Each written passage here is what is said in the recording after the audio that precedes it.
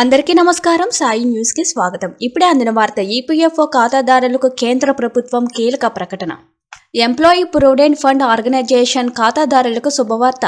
ఖాతాదారులు EPF claim settlement చేసుకునే మొత్తం నగదుపై వడ్డీ ఈపీఎఫ్ క్లెయిమ్ సెటిల్మెంట్ చేసుకునే సమయంపై ఈపీఎఫ్ఓ కీలక ప్రకటన చేసింది. కేంద్ర కార్మిక ఉపాధి మంత్రిత్వ శాఖ నేతృత్వంలో ఈపీఎఫ్ఓ కార్యకలాపాలు నిర్వహించే సెంట్రల్ బోర్డ్ ఆఫ్ ట్రస్టీస్ పాలక మండలి సమావేశం ఈ ఏడాది నవంబర్ 30న సమావేశం జరిగింది. ఈ సమావేశంలో ఈపీఎఫ్ఓ సభ్యులకు లబ్ధి చేకూరేలా కొత్త నిబంధనను అమల్లోకి తేనున్నట్లు వెల్లడించింది. ఈ కొత్త నిబంధనతో ఈపీఎఫ్ఓ అధిక మొత్తంలో వడ్డీతో పాటు క్లెయిమ్ సెటిల్మెంట్ వేగవంతం చేసుకోవచ్చని సూచించింది. ఈపీఎఫ్ఓ ప్రకటన ప్రకారం సిబిటి ఈపీఎఫ్ స్కీమ్ 1952లోని పేరాలోని నిబంధనలను సవరణ ఆమోదించింది. దీంతో ఈపీఎఫ్ఓ ఖాతాదారులు తమ పీఎఫ్ క్లెయిమ్ సెటిల్మెంట్ అయ్యిందో ఆ తేదీ వరకు వడ్డీని పొందవచ్చు.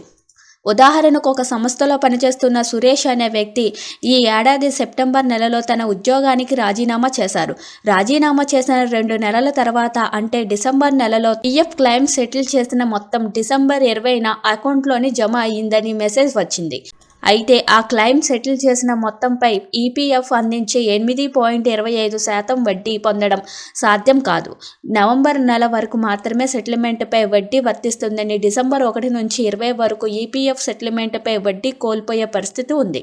కానీ ఇప్పుడు ఈపీఎఫ్ఓ తాజా మార్పుల ద్వారా ఆ 20 రోజుల వడ్డీ కూడా సురేష్ అందుకోగలుగుతారు. దీని ద్వారా సురేష్ వంటి ఈపీఎఫ్ఓ ఖాతాదారులకు భారీ ఊరట లభించింది. దీంతో పాటు ఒక ఉద్యోగి తన సంస్థకు రాజీనామా చేసిన 2 నెలల తర్వాత 3వ నెలలోని 24వ తేదీ లోపు ఈపీఎఫ్ఓ క్లెయిమ్ సెటిల్మెంట్ చేసుకోవాలి.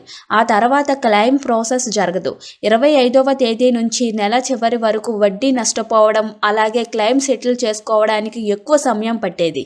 అయితే ఇప్పుడు 25వ తేదీ తర్వాత కూడా క్లెయిమ్ సెటిల్ ప్రాసెస్ జరిగేలా ఈపీఎఫ్ఓ నిర్ణయం తీసుకుంది. Thank you for watching this video.